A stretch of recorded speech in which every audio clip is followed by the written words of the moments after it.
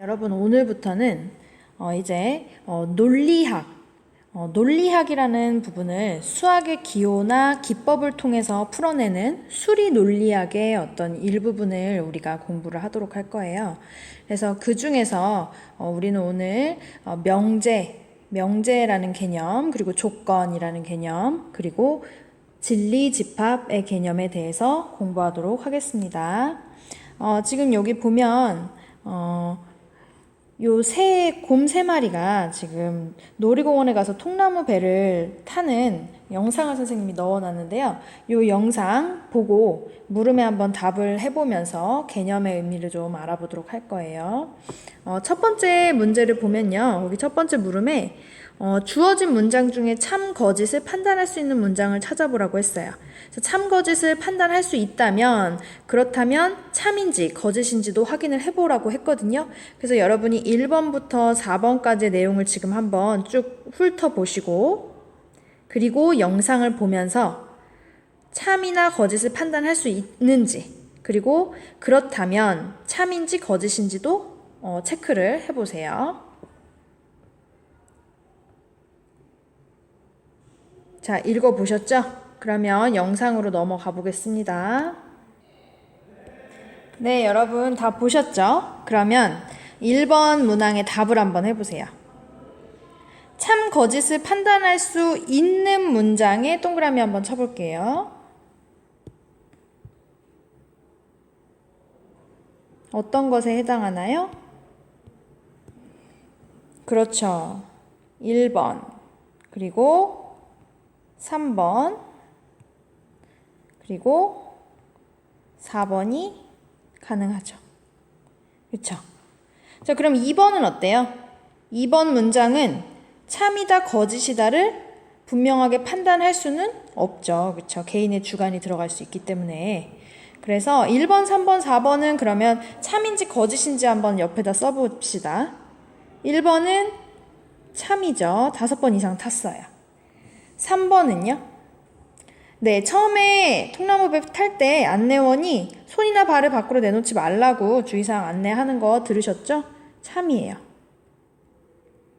그리고 4번은 마지막에 기념사진 구매할 거냐고 물어봤는데 하지 않았죠. 그렇죠? 거짓이 되겠죠. 자, 지금 우리가 여기에서 답을 했던 것처럼 1번, 3번, 4번 문장은 참인지 거짓인지를 판단을 할 수 있었어요. 그렇죠? 그래서 이 1번, 3번, 4번처럼 참, 거짓을 분명하게 판별할 수 있는 문장이나 식을 우리가 명제라고 해요. 자, 밑으로 내려가서 개념 적어볼게요. 자, 명제 개념 나왔습니다. 1번, 3번, 4번에서처럼 참, 거짓을 분명하게 판별할 수 있는 문장이나 식, 자, 이것을 우리는 명제라고 한다. 그러면 여러분이 이제 명제인지 아닌지를 찾을 수 있는지 한번 개념 확인을 해보겠습니다. 여기 밑에 있는 문제 한번 풀어보세요. 첫 번째, 3은 12의 약수이다. 명제가 맞나요? 그렇죠, 명제이죠. 자, 그러면 명제라면 참인지 거짓인지를 말할 수 있어야 돼요. 자, 이거 참인가요, 거짓인가요? 3은 12의 약수가 맞기 때문에 참이 되겠죠. 그래서 이것은 명제긴 명제인데 참이기 때문에 참인 명제다라고 얘기를 할 수가 있어요. 자, 2번. 6은 8보다 크다. 이거 명제인가요? 그렇죠, 명제죠. 자, 그러면 참인가요, 거짓인가요? 6이 8보다 크지는 않아요. 작죠, 오히려. 그래서 거짓이 되겠고요. 이것은 거짓인 명제가 돼요. 거짓 명제. 자, 3번은요. 0.001은 0에 가까운 수이다. 자, 가깝다라는 기준이 명확하지 않아서 참인지 거짓인지를 분명하게 말할 수가 없죠. 그래서 명제가 아닙니다. 명제가 아니기 때문에 참, 거짓을 우리가 쓸 수도 없겠죠. 그래서 명제의 뜻에 대해서 우리가 알아봤고요. 이 명제를 우리가 기호로는 P를 사용해서 표현하기도 합니다. 그래서 이제 앞으로 여러분이 문제를 볼 때 명제 P 이렇게 해서 기호 표현이 나오는 경우들을 많이 보게 될 거예요. 자, 그 다음, 자, 두 번째, 이제 조건의 뜻에 대해서 알아볼 건데요. 위로 잠깐 다시 올라가 볼게요. 자, 위에서 우리 2번 문항에 대해서는 답을 안 달아봤잖아요. 자, 2번 보시면, 누구누구는 통나무 배를 타는 것보다 줄을 서는 것이 더 재미있다고 말했다. 라고 문장이 지금 써있죠. 자, 이 문장이 참이 되기 위해서 이 동그라미 부분에 들어갈 캐릭터는 누구일까요? 캐릭터 총 3개의 캐릭터 중에 생각을 한번 해볼까요? 캐릭터는? 그렇죠. 아이스베어죠. 그러면 여기에 아이스베어를 적어준다면 이건 참인 문장이 되는 거죠. 그런데 그리즐리가 들어가면 이것은 거짓이 돼요. 그리고 판다가 들어가더라도 이 문장은 거짓이 되죠. 자, 이것처럼 자, 여기 비어있는 이 부분을 선생님이 문자 X라고 놔볼게요. X는 통나무 배를 타는 것보다 줄을 서는 것이 더 재미있다고 말했다. 라는 문장이에요. 자, 이렇게 문자를 가지고 있는 식이나 혹은 문장에서 이 문자에 어떤 값이 들어가느냐에 따라, 그러니까 문자의 값에 따라 참이 되기도 하고 혹은 거짓이 되기도 하는 그러한 문장이나 식을 우리가 조건이라고 얘기하는 거예요. 자, 조건의 뜻 얘기했습니다. 자, 밑에다가 정리합시다. 자, 조건이란 문자의 값에 따라 참 거짓이 결정되는 문장이나 식이죠. 그것을 우리가 조건이라고 한다. 자, 조건 역시 우리가 기호로 P를 사용할 거예요. 그래서 문제에서 조건 P 이런 식으로 많이 등장하게 될 겁니다. 자, 그러면 조건인지 아닌지를 여러분이 찾을 수 있어야겠죠? 개념 확인 문제 한번 풀어봅시다. 1번. X는 8의 약수이다. 자, 그러면 이 X 자리에 2가 들어가게 되면 이거는 참이 되죠. 그런데 2가 아니라 여기에 3이 들어간다고 하면 어때요? 그러면 이 문장은 거짓이 되죠. 그러면 X에 어느 숫자가 들어가느냐에 따라 어떤 값이냐에 따라 참이 되기도 하고 거짓이 되기도 하죠. 그렇죠? 자, 이렇기 때문에 얘는 무엇이다? 조건이 맞다. 그렇죠? 얘는 조건이 되죠. 2번. 4는 자연수이다.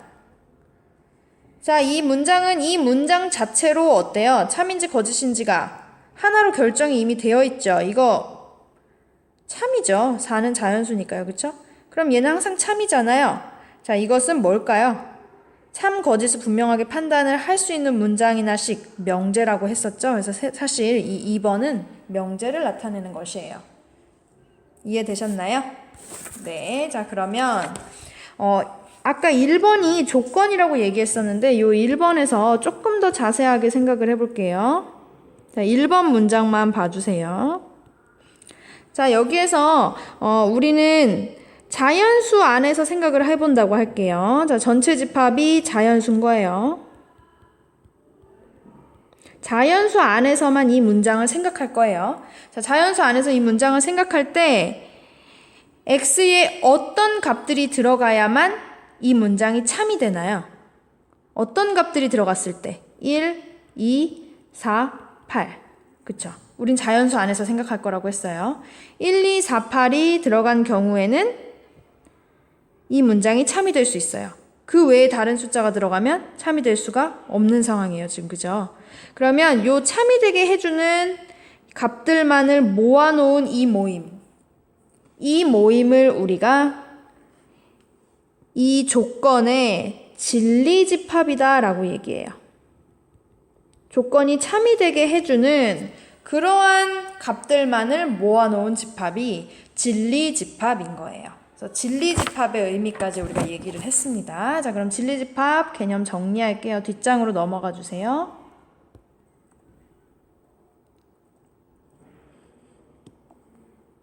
네.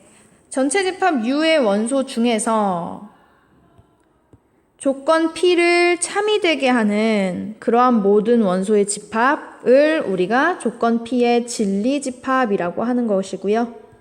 이 진리집합은 기호로는 우리가 조건은 소문자 P를 사용한다면 집합은 대문자로 표현해 주시면 되거든요. 그래서 진리집합은 대문자 P 이렇게 쓰겠습니다.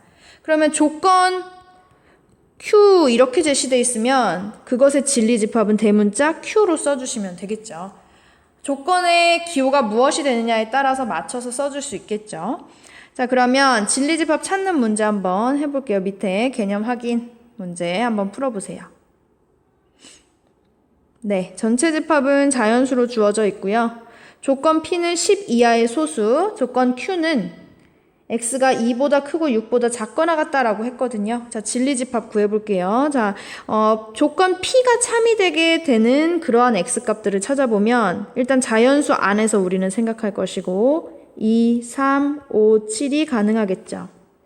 조건 Q가 참이 되기 위해서는 어떤 것들이 가능하냐면 3, 4, 5, 6까지만 가능할 거예요. 그렇죠? 그러면 조건 P의 진리집합 대문자 P로 쓸게요.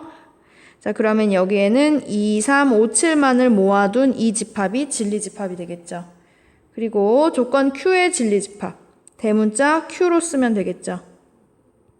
이것은 3, 4, 5, 6을 포함한 이 집합이 바로 진리집합이 되는 겁니다.